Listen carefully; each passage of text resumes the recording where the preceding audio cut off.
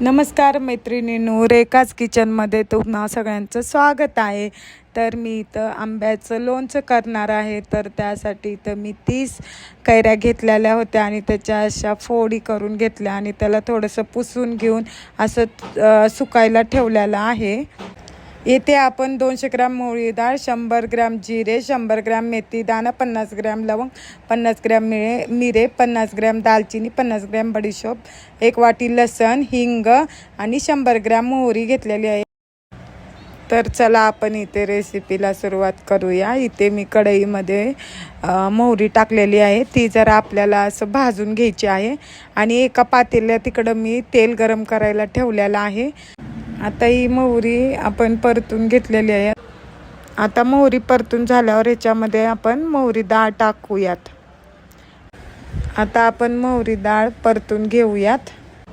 आता आपण कढईमध्ये जिरे, दालचिनी, मिरे, लवंग, मेथी दाणा हे सगळं एकत्रित करून परतून घेऊया. ते सगळं आपण एकत्रित करून भाजलं तरी चालतंय. इकडे तेलामध्ये मी थोडे मिरे आणि लवंग टाकलेलं आहे आणि ते कडकडीत चांगलं गरम करून घ्यायचं आहे आपल्याला.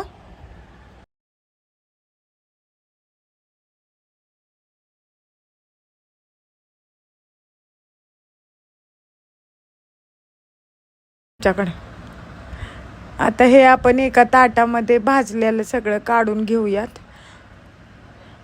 आणि मग आपण ह्याच्यामध्ये बडीशोप आपली राहिली होती परतायची, ती आपण ह्याच्यामध्ये टाकून चांगली परतून घेऊयात.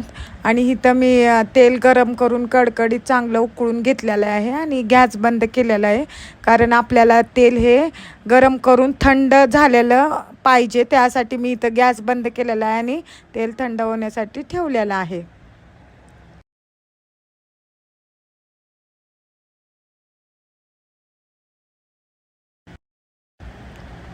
इथे आता हे आपले चांगले मसाले भाजून घेतलेले ते थंड करण्यासाठी ठेवलेले आहेत.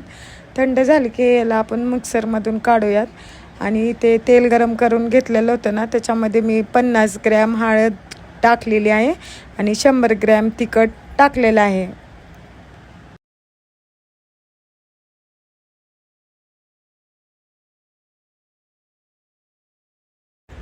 हे बघा, इथे मसाला आपण सगळा वाटून घेतलेला आहे. असं थोडंसं जाडसरच ठेवलेला आहे मसाला.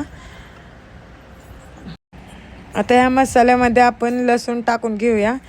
1 वाटी लसण होता, त्यातला मी थोडंसं लसण ठेवलं, बाकी सगळं त्याच्यामध्ये टाकून दिलं आहे आणि ते सर्व आपण मिक्स करून घेऊ.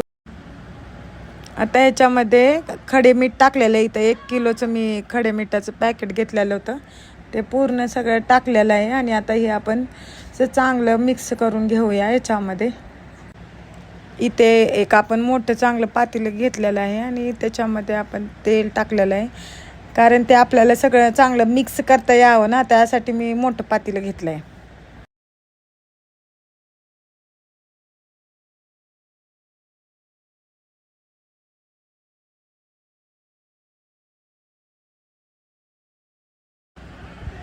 याच्यामध्ये आता आपण सगळा हा मसाला मिक्स केलेला सगळा टाकून घेऊया तेलामध्ये.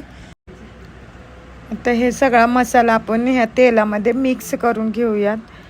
चांगला मिक्स करायचा, पूर्ण सगळं ते तेलामध्ये पूर्ण मिक्स व्हायला पाहिजे हा मसाला. आता हे आपलं चांगलं मिक्स करून झालेलं आहे.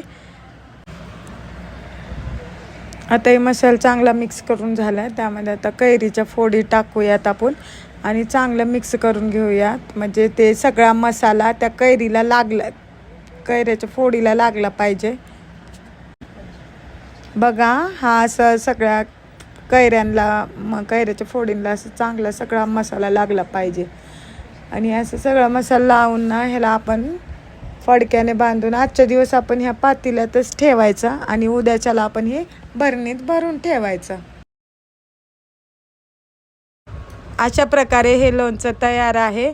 अशाच रेसिपीसाठी माझ्या चॅनलला सबस्क्राईब करा, लाईक करा, शेअर करा.